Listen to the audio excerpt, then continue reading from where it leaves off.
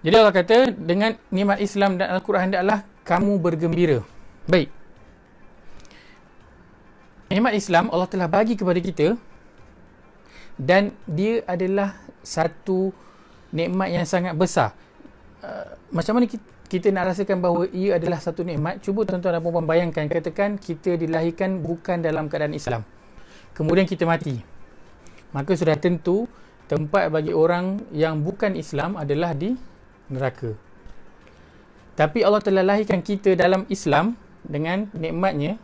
Allah lahirkan kita dalam Islam, maka walaupun hidup kita ini bukanlah sebagai seorang hamba yang taat, yang ada buat dosa, kita ada buat maksiat, ada buat kesalahan. Bila kita mati, walaupun kita mungkin, na'udzubillah, akan dimasukkan ke dalam neraka, tetapi kita tidak kekal di dalamnya. Kita tetap akan akhirnya nanti masuk ke dalam syurga. Maka Islam adalah satu tiket untuk masuk ke syurga. Tanpa Islam, buatlah amalan baik banyak mana pun, kita tidak akan boleh masuk ke syurga. Maka Islam adalah tiket untuk kita masuk ke dalam syurga, walaupun sebelum itu kita akan diazab. Na'udzubillah min zalik. Saya bagi contoh supaya kita boleh faham besarnya nikmat Islam ini. Baik. Kemudian yang kedua, Allah kata dengan nikmat Al-Quran. Dengan nikmat Al-Quran hendaklah kamu gembira. Macam mana kita nak bergembira dengan nikmat Al-Quran ini? Kata orang, tak kenal maka tak cinta. Maka kalau kita tak kenal Al-Quran, maka kita macam mana kita nak rasa benda itu adalah nikmat dan kita gembira dengan nikmat itu? Kan? Umpama kita bagi kat anak kita, kan, umur 2-3 tahun, kita bagi dekat dia katakan kita bagi kat dia apa, coklat Ferrero Rocher, kan.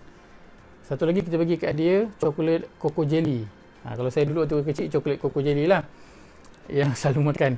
So kita bagi dia dua, Ferrero Rocher dengan Coco Jelly, kita bagi dia, kemudian kita tanya mana yang sedap. Dia akan kata dua-dua sedap.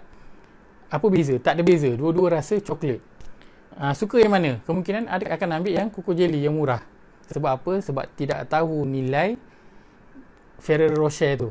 Tapi kalau kita bagi Ferrero Rocher tu pada orang yang tahu pasal coklat, dia akan bukan saja boleh bagi tahu kita yang mana coklat yang mahal, yang mana coklat yang murah, dia boleh bagi tahu kita kualiti coklat itu buat daripada apa, dark coklat lebih ke atau white coklat lebih ke dan sebagainya. Itu adalah kerana orang itu tahu tentang nilai Al-Quran itu. Maka kalau kita nak bergembira dengan nikmat Al-Quran ini, kita kena kenal. Bila kita kenal, barulah kita tahu, oh, rupa-rupanya Al-Quran ini sangat berharga, satu nikmat yang sangat besar untuk kita. Dan itulah yang akan cuba kita selami dan akan kita gali dalam kita punya tadabbur Quran Asas, untuk kita belajar menghargai Al-Quran yang ada pada kita, belajar untuk kita tahu nilai Al-Quran itu. Baik, tuan-tuan dan puan-puan dirahmati Allah. Kita selalu dengar Allah berfirman, dalam Al-Quran kita selalu dengar inna anzalna ataupun wanazzalna, kan, maksud dia kami turunkan. Kita selalu dengar ayat tu, kan. Dalam surah Al-Qadar, bulan Ramadan, kita selalu dengar inna anzalnahu fi lailatul qadar. Sesungguhnya kami telah menurunkan Al-Quran itu pada malam Al-Qadar. Yang saya nak highlightkan ialah kami turunkan. Kita selalu dengar. Tapi saya nak bawakan supaya kita berfikir, Allah telah menciptakan Al-Quran ini lama dulu sebelum Allah ciptakan bumi dan manusia yang pertama, iaitu Nabi Adam. Lama dulu Allah dah ciptakan Al-Quran ini. Baik, kemudian setelah Allah menciptakan manusia, boleh tak kalau Al-Quran itu Allah tak turunkan? Maksudnya Allah ciptakan manusia dan Allah biarkan je manusia ni.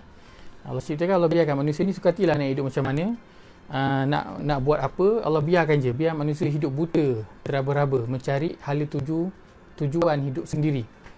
Boleh tak? Boleh. Tetapi apa? Tetapi Allah memilih untuk menurunkan Al-Quran.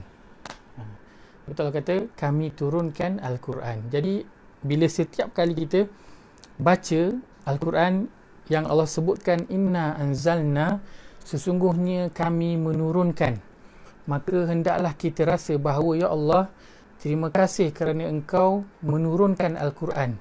Kerana kalau engkau tak turunkan Al-Quran, sudah tentu aku ini tak tahu nak hidup bagaimana. Tidak ada panduan yang boleh aku gunakan di dalam hidup ini. Sudah tentu aku tidak tahu tujuan engkau menciptakan aku.